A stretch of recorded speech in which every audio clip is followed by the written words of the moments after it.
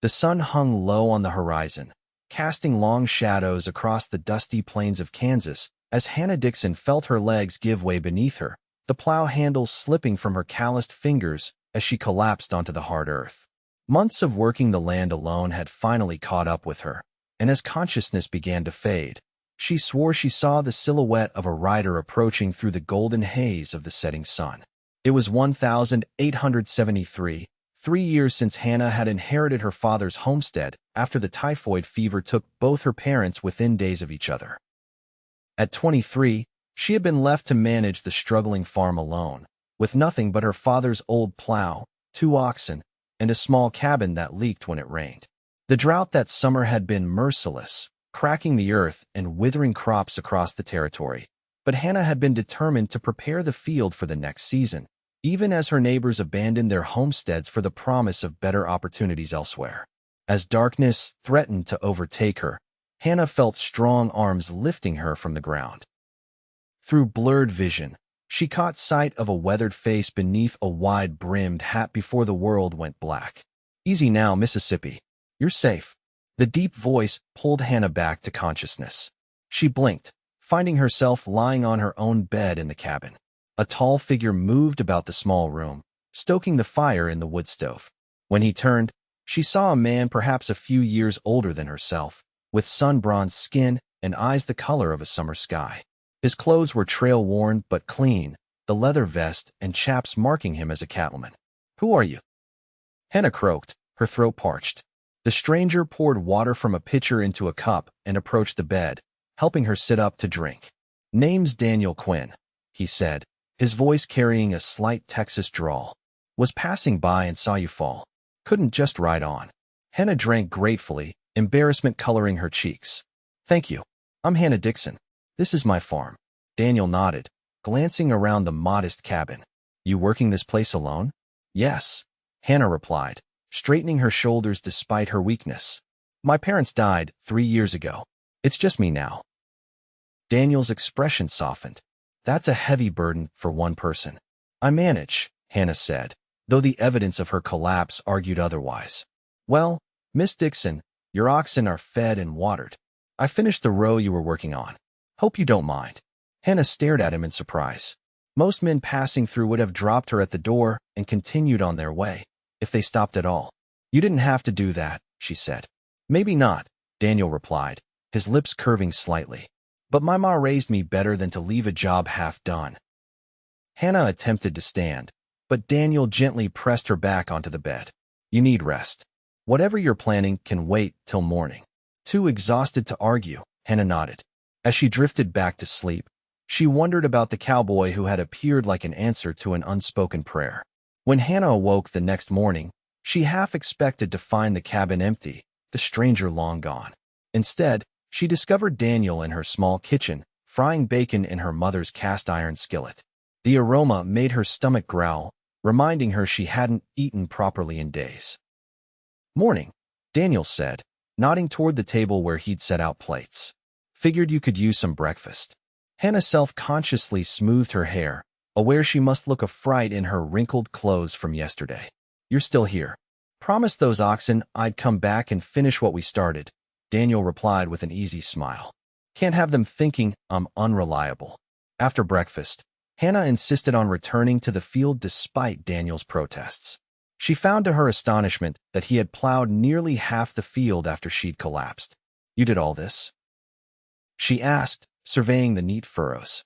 Daniel shrugged, adjusting his hat against the morning sun. "Couldn't sleep much.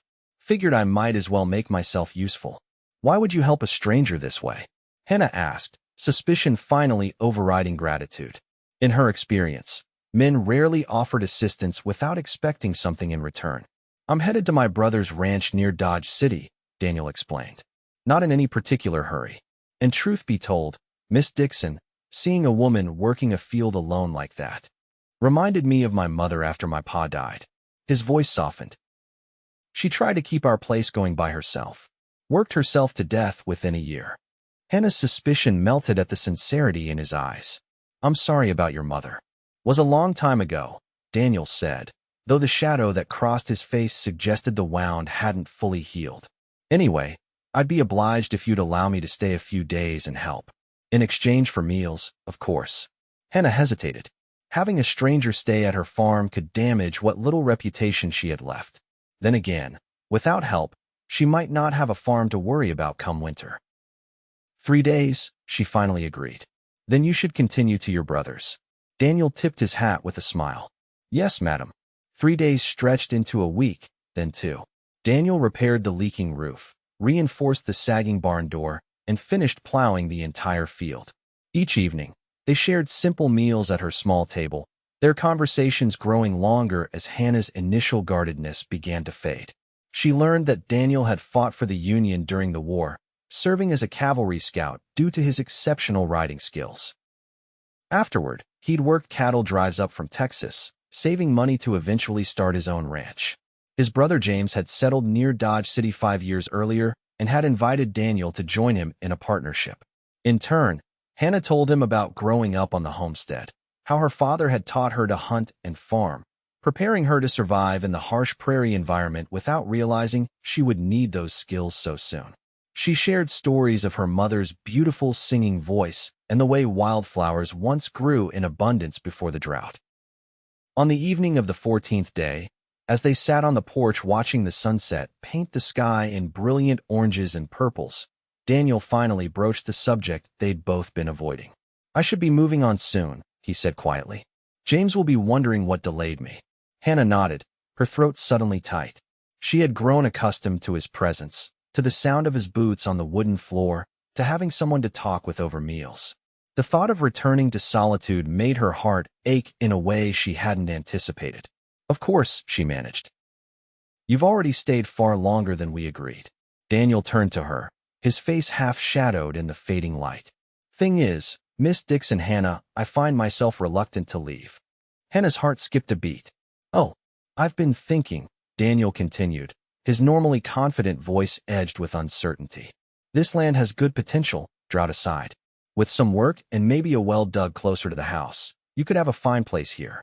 Are you offering farming advice, Mr. Quinn?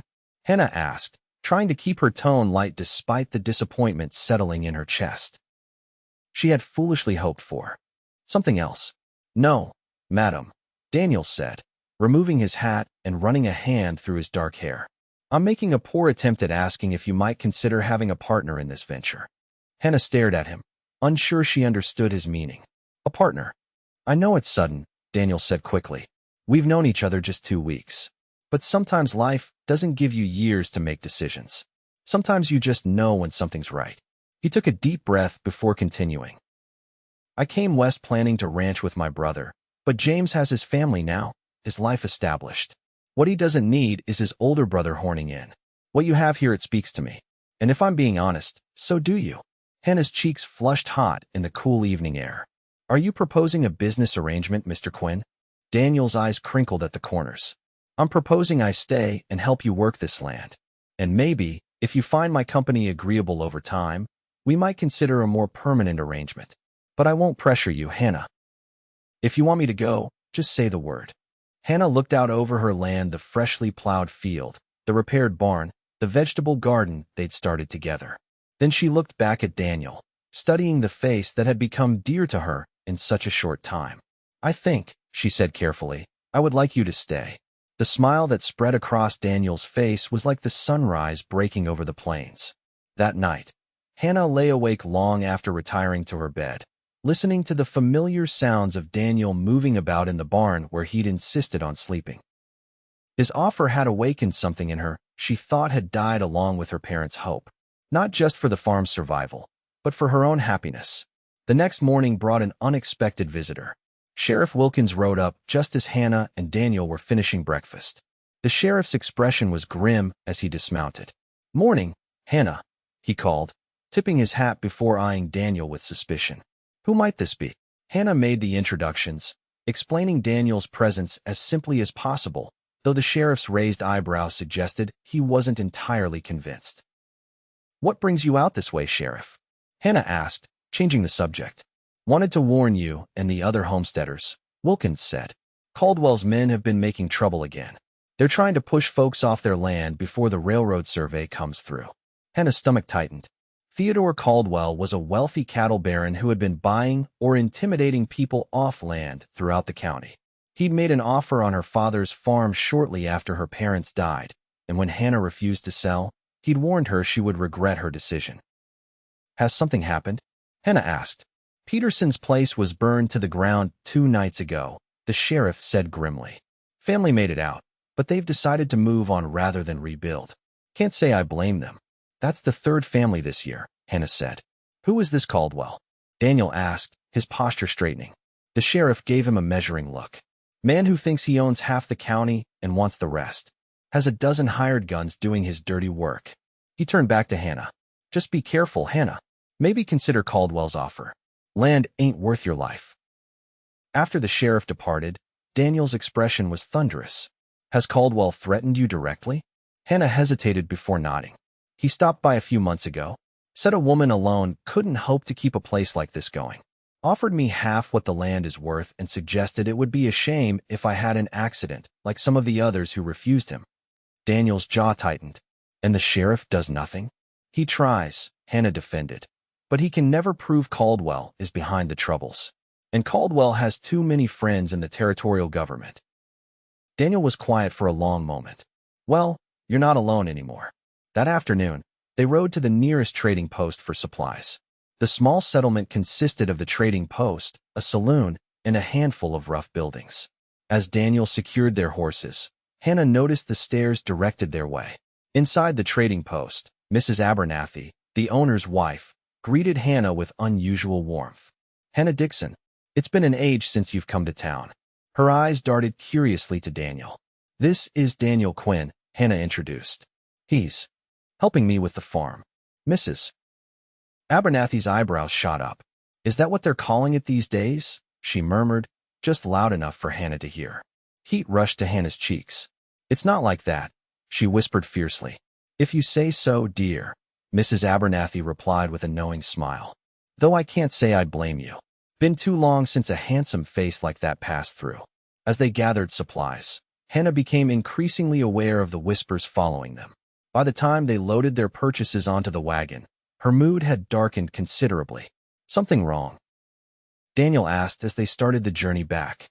Hannah sighed. "I should have realized what people would think, a single woman with a man staying at her farm. Mrs. Abernathy all but called me. She couldn't bring herself to say it." Daniel's expression grew serious. "I never meant to damage your reputation, Hannah. If you'd prefer I move on—" "No," Hannah interrupted, surprising herself with her vehemence. "I don't care what they think. I just wasn't prepared for it." Daniel was silent for a moment. "There's one way to silence the gossips," he said finally, his voice carefully neutral. Hannah glanced at him sharply. "Mr. Quinn, if you're suggesting—" "I'm suggesting," Daniel interrupted gently, "that perhaps we should consider making our arrangement official." "Not right away," he added quickly. "But it's something to think about." The implication of his words hung in the air between them. Marriage. The thought both terrified and thrilled Hannah. She had long ago resigned herself to spinsterhood, focusing on survival rather than dreams of a husband and family. Yet in the past 2 weeks, Daniel had awakened possibilities she'd thought forever closed to her. "I'll think about it," she said finally, her voice barely above a whisper. They were nearly home when they spotted the smoke. Dark plumes rose from the direction of Hannah's farm, and Daniel immediately urged the horses into a gallop. As they crested the hill, Hannah's breath caught in her throat. The barn was ablaze, flames licking high into the afternoon sky. Daniel leapt from the wagon before it fully stopped, racing toward the burning structure. "The animals," he shouted. Hannah followed, terror gripping her heart. They managed to free the oxen and Daniel's horse from the burning barn, but Hannah's old mare was already overcome by smoke, collapsed in her stall. Daniel tried to reach her, but the roof began to collapse, forcing him back. As they stood watching the barn burn, helpless to stop it, Hannah noticed something white nailed to her cabin door. She approached cautiously, tearing down the paper to read the crude message. "Next time it's the house. Sell now." Daniel read the note over her shoulder, his face hardening. "Caldwell." Hannah nodded, her hands shaking. "Must have seen the sheriff visit. Decided to send another message." Daniel took the note from her, crumpling it in his fist. "This ends now. What can we do?" Hannah asked, fighting back tears of frustration and fear. The sheriff can't help us. We can't prove anything. We're not going to the sheriff, Daniel said, his voice cold with determination. Tomorrow, we're going to pay Mr. Caldwell a visit ourselves. That night, after securing the surviving animals in a makeshift pen, they sat at Hannah's table, the remains of the barn still smoldering in the darkness outside. Daniel cleaned his revolver, a Colt .45 he'd carried since the war, his movements precise and practiced. You don't have to come with me tomorrow, he told Hannah. Might be safer if you stay here. Hannah shook her head firmly. This is my fight too. My land. My home. Daniel looked at her for a long moment, then nodded. All right, but we do this my way. No unnecessary risks. In the morning, they rode to Caldwell's ranch, an imposing spread 10 miles from Hannah's farm. The main house was a 2-story structure with a wide porch, surrounded by bunkhouses and outbuildings. Several men lounged around the yard, eyeing them suspiciously as they approached. A burly man with a shotgun stepped forward to block their path. State your business. We're here to see Mr. Caldwell, Daniel said calmly. Tell him Hannah Dixon would like a word. The man sneered. Mr. Caldwell don't take unscheduled meetings, especially not with dirt farmers. Daniel's hand rested casually near his holster. Tell him anyway. Something in Daniel's tone must have given the man pause. After a moment, he nodded to another ranch hand. Go fetch the boss. Tell him the Dixon woman's here. They waited under the watchful eyes of Caldwell's men. Hannah's heart raced, but she kept her expression neutral, drawing strength from Daniel's steady presence beside her. Theodore Caldwell emerged from the house several minutes later, a tall, imposing figure in an expensive suit despite the rural surroundings. His gray hair was slicked back, and his eyes were cold as they assessed the visitors. Miss Dixon, he said, his voice deceptively pleasant. To what do I owe this unexpected pleasure? Hannah straightened in her saddle. You know why I'm here, Mr. Caldwell. You burned my barn. Caldwell's expression remained impassive. A serious accusation. Do you have any proof? We both know you did it, Hannah replied. Just like you've been behind the accidents, forcing other homesteaders off their land. Caldwell's eyes shifted to Daniel. And who might this be? A hired gun? I wasn't aware you could afford such protection, Miss Dixon. Daniel Quinn. Daniel introduced himself. I'm Miss Dixon's partner. Partner?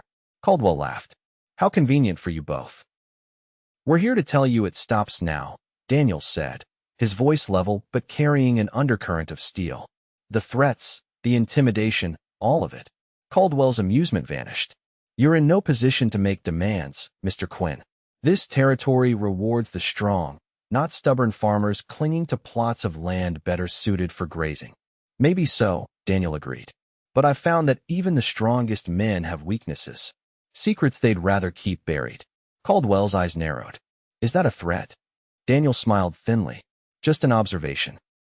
I spent time as a Union scout during the war. Made connections throughout the territory. Some with people who remember a certain incident in Missouri involving a Theodore Caldwell who switched sides more than once, depending on which way the wind was blowing. The color drained from Caldwell's face. You're bluffing. Am I? Daniel reached into his vest and pulled out a folded paper. I've written down everything I know. It's sealed in an envelope with instructions to be opened and published in every newspaper from here to St. Louis, if anything happens to Miss Dixon or her property. Or to me. Hannah stared at Daniel in surprise. They had never discussed such a plan. Caldwell's jaw worked silently for a moment before he regained his composure. What do you want? It's simple, Daniel replied. You leave Hannah Dixon and her land alone. Permanently. And you stop pressuring the other homesteaders as well. The railroad's coming, Caldwell said stiffly. That land will be worth 10 times what it is now. Then make fair offers, Daniel suggested. If people want to sell, fine. If not, you respect their decision. For a long moment, Caldwell stared at them, calculation evident in his cold eyes. Finally, he nodded curtly. Very well, Mr. Quinn. Miss Dixon, consider your message received. As they rode away from the ranch, Hannah could hardly believe what had just happened. Once they were out of earshot, she turned to Daniel in amazement. Did you really have information about Caldwell? From the war. Daniel grinned. Not a word of it. But men like Caldwell always have secrets they're afraid of having exposed. I just took a chance he had something to hide. Hannah gaped at him, then burst out laughing. You bluffed. You could have gotten us both killed. But I didn't, Daniel pointed out. And now Caldwell will think twice before causing you any more trouble. As their laughter subsided, Hannah regarded Daniel with newfound admiration. Thank you, she said softly. For everything. Daniel's expression grew serious. I meant what I said back there, Hannah. About being your partner. In whatever capacity you'll have me. They had stopped their horses on a ridge overlooking Hannah's farm. From this distance, the burned barn was a stark reminder of how precarious her situation had been and might still be, despite Daniel's intervention with Caldwell. I've been thinking about what you said, Hannah admitted. About making our arrangement official. She took a deep breath. I never thought I'd marry. After my parents died, I figured I'd just survive. But these past weeks with you have shown me there's more to life than just surviving. Daniel reached across the space between them to take her hand. Is that a yes? It's a maybe, Hannah replied with a small smile. Ask me again when we've rebuilt the barn. True to his word, Daniel began work on a new barn the very next day. Several neighbors, hearing of the fire, came to help, bringing lumber and tools. Hannah was touched by their support, having grown used to managing on her own. Folks around here stick together, explained Mr. Jensen, an elderly farmer from 2 miles down the road, as he helped raise a wall, especially against the likes of Caldwell. Within 2 weeks, the new barn stood complete, larger and sturdier than the old one. As they finished the last of the work, Daniel took Hannah's hand and led her inside the empty structure. Well, he said, gesturing around, we've rebuilt the barn. And I believe you promised to give me an answer to a certain question. Hannah looked up at the man who had appeared in her life so unexpectedly, who had worked alongside her without complaint, who had faced down a dangerous man for her sake. In just a month, he had become essential to her in ways she hadn't thought possible. Yes, she said simply. Daniel blinked. Yes. Yes, I'll marry you, Daniel Quinn, Hannah clarified, her heart lighter than it had been in years. If the offer still stands. Daniel's face broke into a radiant smile as he pulled her into his arms. The offer most definitely stands, Hannah Dixon. They were married 2 weeks later in the small church in town, with Daniel's brother James and his family traveling from Dodge City for the occasion. Mrs. Abernathy wept openly during the ceremony, later telling anyone who would listen that she'd known all along the two were meant for each other. As summer turned to fall and fall to winter, Hannah and Daniel settled into the rhythms of farm life together. They expanded the vegetable garden, dug a new well closer to the house as Daniel had suggested, and began raising a small herd of cattle alongside their crops. Daniel wrote to contacts he'd made during his cattle drive days, establishing connections to sell their future herds at competitive prices. Winter evenings were spent planning for the spring, Daniel sketching expansions to the cabin while Hannah sewed quilts for the coming cold months. Their discussions often turned to the future children they hoped to have, improvements to make to the land, dreams of prosperity that now seemed within reach. The railroad did eventually come through the county, though not directly across their land. Still, the increased access to markets improved their prospects considerably. Theodore Caldwell, true to the agreement forced upon him, never troubled them again, though Hannah occasionally spotted his men riding near the boundaries of their property, watching from a distance. In the spring of 1874, as Hannah and Daniel worked side by side planting the fields that had nearly been her undoing the previous year, Hannah paused to rest a hand on her slightly rounded belly, their first child, due to arrive with the harvest. Daniel noticed her gesture and came to stand beside her, placing his hand gently over hers. Tired? We can finish tomorrow. Hannah shook her head, smiling up at the man who had quite literally taken the reins beside her that fateful day. No, just thinking about how different things are now. A year ago, I was alone, collapsing in this very field. Daniel's arms circled her waist, drawing her close. And now I have a partner, Hannah said, leaning into his embrace. For life. As the sun began its descent over their flourishing farm, casting long shadows across the fields they now worked together, Hannah realized that what had once been merely land to survive on had become something more: a home, a future, a legacy they would build together, season by season, year by year, for the rest of their lives.